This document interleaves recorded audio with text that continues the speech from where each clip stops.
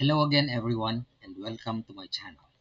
We're getting closer and closer to the main gist of our discussion, which is to install the Odoo source code and get it to run in VS Code. In the previous discussion or video, I've shown you how to uh, download the Odoo source code and prepare the database user to be used as credentials to the uh, Postgres SQL backend. In this video, we are going also to do two main things. First, we are going to install the Odoo virtual environment, prepare it for actual installation. The second is to configure our Odoo configuration using the credentials that we have created in the last video. So what is a virtual environment?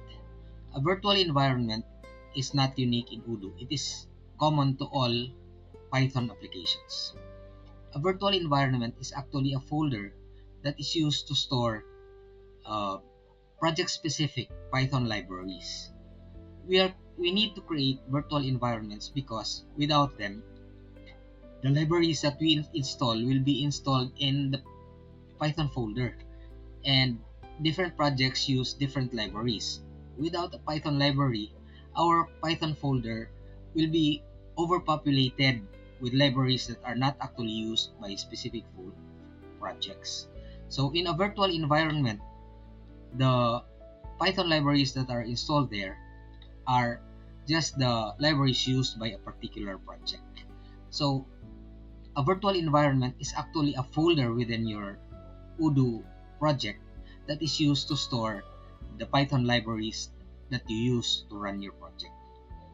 In other frameworks, especially in JavaScript, they are called node modules. So a virtual environment is just a project that will that will store your Python packages the moment you use pip to download and install a particular package.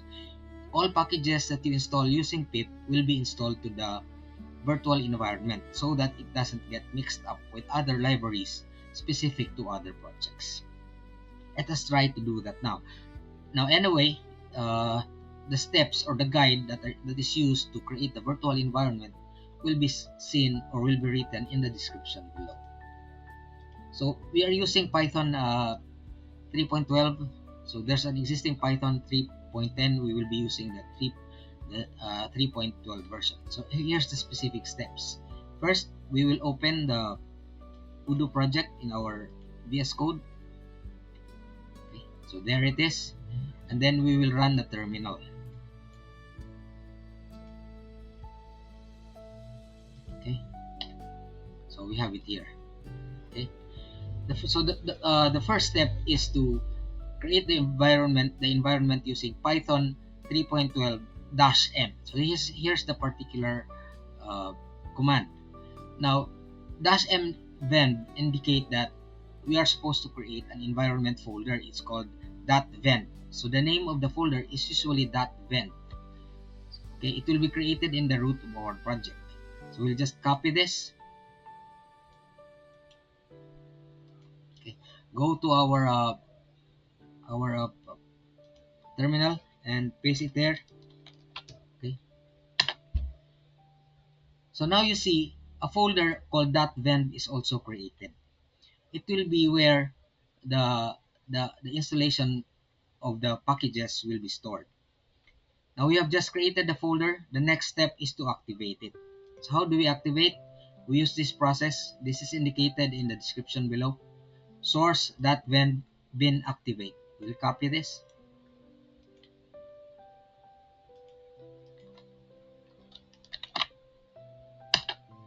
Now you see we are in the virtual environment.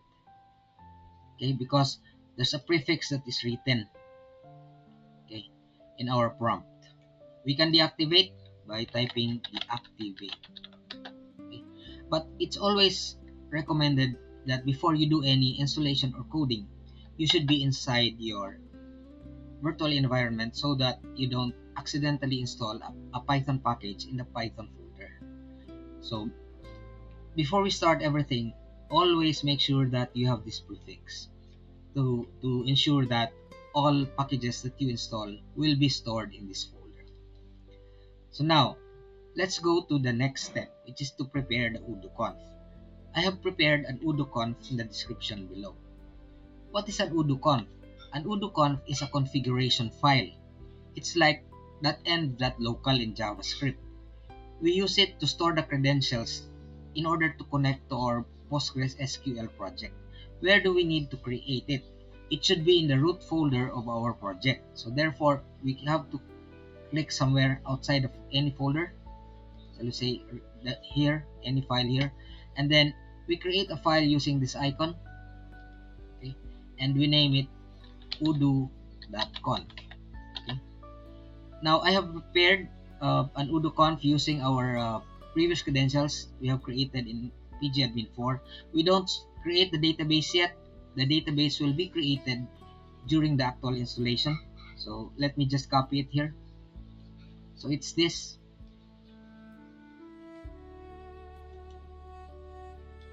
I'll copy this here and paste it here and paste it in my udo configuration file.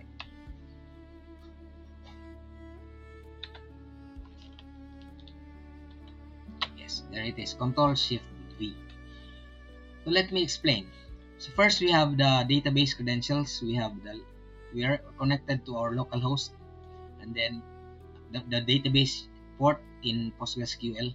The udo user we have created before, and the corresponding password. And then we define a DB name. This is not yet created. Anyway, this will be created during the actual installation. And then the HTTP port, which we will open in our browser. We need to specify an admin password in order to be able to do backup and restore. And then without demo, because with the demo, when you install example contacts, inventory products, and others will be installed in your database. We can comment this log file because we can see the logs actually in the terminal. Okay. And then our add-ons path. The add-ons path contains the list of folders where udo looks for the add-ons. By default, there will be the udo core. The udo core is stored in udo add-ons folder. udo/add-ons. That's the udo core. These are the applications that are used by the udo engine itself.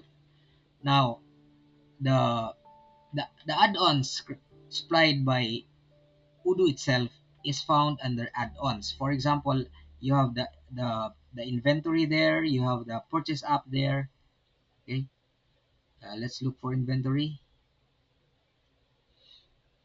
You have the sales app. Okay, you have the CRM app, you have the contacts app. Okay, everything that you need to install that are free in the community edition. Okay, I think inventory is included in products somewhere else.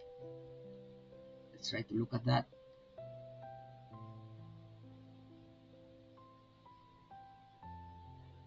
Products, yes, there it is. So inventory is found here, and you also have sales and sales invoicing. Okay, we will install that, and we will have contacts. We will also install that. So that's what udo add-ons are. And then later we'll be creating our own add-ons folder specifically to store the accounting community edition, the MacThief, and when we are developing our own folder, we'll have a folder called my add-ons. So what have we done? We have created the environment which prepares us to do the installation, and we have created we'll save it. We have created the udoconf, which will be used during the installation process. In the next video, we will restart the installation process and get to run our first udo 19 community edition and view it in the browser. Thanks for watching, and see you then.